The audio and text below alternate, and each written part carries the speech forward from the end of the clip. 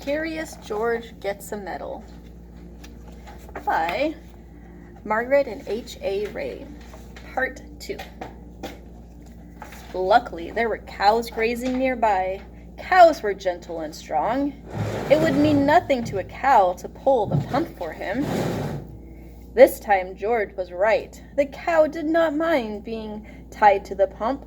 She even let him climb on her back. And off they went. George was glad. Now he would soon be home, pump out the room, and everything would be all right.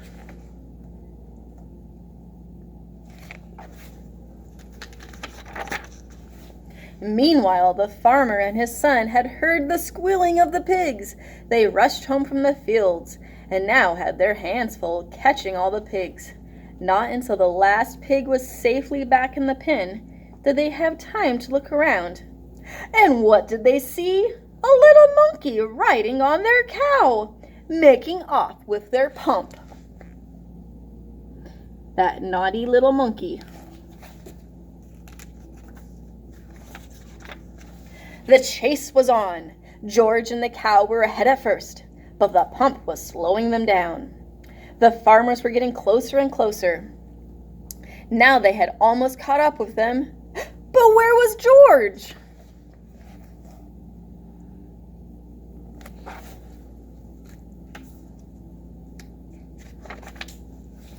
Here he was, hiding in a shirt. The farmers had run past him. But on their way home, they had to come back over the same road. George did not feel safe in his hiding place. Just then, a truck came rattling down the road. George jumped aboard. Monkeys are good at jumping. And was gone before the farmers had a chance to see him.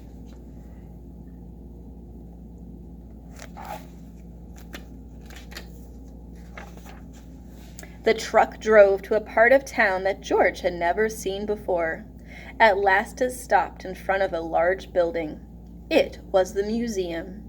George did not know what a museum was. He was curious.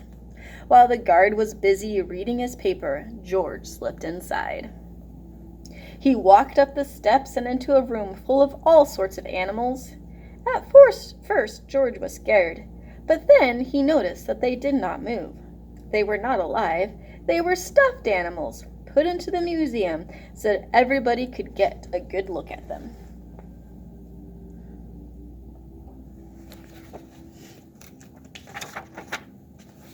In the next room, George saw something so enormous it took his breath away. It was a dinosaur. George was not scared this time. He knew it was not real. He looked at the dinosaur and then at the baby dinosaur. And then he saw the palm tree full of nuts. George liked nuts. Suddenly, he felt very hungry. He had missed lunch that day. He would climb up and just then he heard footsteps. He had to hide again. But where?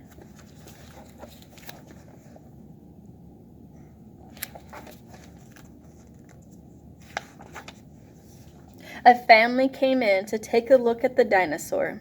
They paid no attention to the little monkey who was standing there. The monkey did not move. He stood so still, they thought he was just another stuffed animal. George was glad when they were gone. Now he could pick the nuts. He climbed up the dinosaur's neck and started to pull, but the nuts would not come off.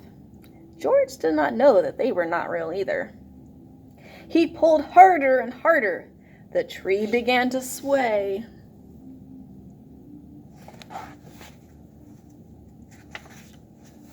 Crash! Down came the tree on the dinosaur's head. Down came the dinosaur, and down came George. Guards came rushing in from all sides, and underneath the fallen dinosaur, they found a little monkey. They pulled him out of there and brought him to Professor Wiseman, who was the director of the museum. Professor Wiseman was terribly angry.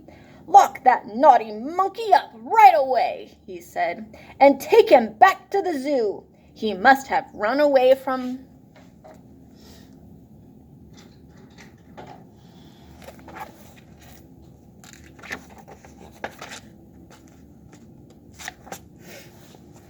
George was carried off in a cage. He felt so ashamed he almost wished he were dead.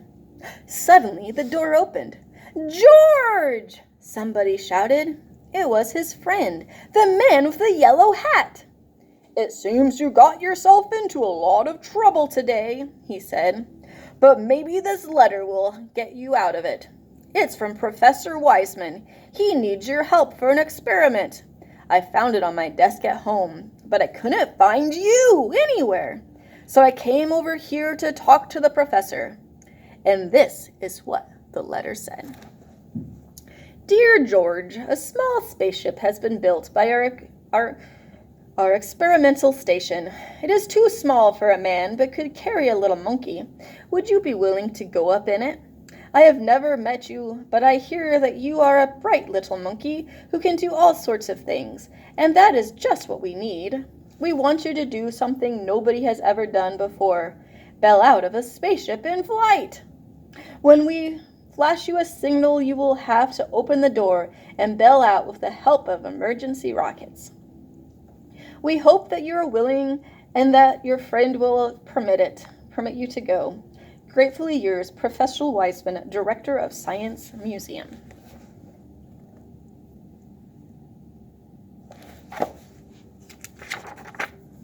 "So you are George," Professor Wiseman said. "If I had only known. Of course everything will be forgiven if you are willing to go." They got the smaller size spacesuit for George and all the other things he needed for the flight. Then they helped him put them on and showed him how to use them. When everything was ready, a truck drove up with a special television screen mounted on it to watch the flight. They all got on and were off to the launching site. They checked all the controls of the spaceship, especially the lever that opened the door. George tried it too.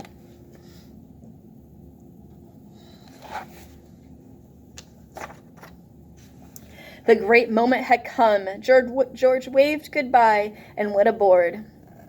The door was closed. Professor Wiseman began to count. 5, 4, 3, 2, 1, go! He pressed the button and the ship rose into the air, slowly first, and then faster and faster and higher until they could no longer see it in the sky, but on the screen.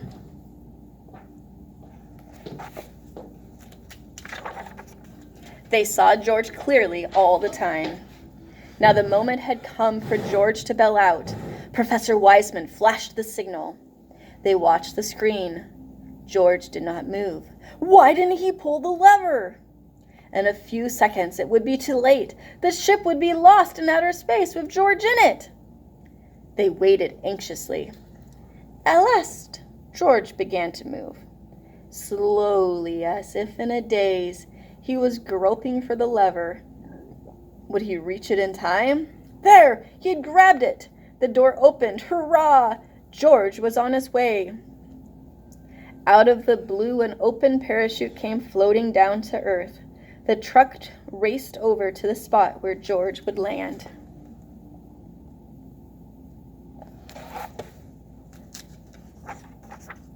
What a welcome for George! Professor Wiseman hung a big golden medal around his neck. Because, he said, you are the first living being to come back to Earth from a space flight. And on the medal it said, to George, the first space monkey. Then a newspaper man took his picture, and everybody shouted and cheered, even the farmer and his son, and the kind woman from next door, who had worked for hours to get the water out of the house. I'm proud of you, George, said the man with the yellow hat. I guess the whole world is proud of you today. It was the happiest day in George's life.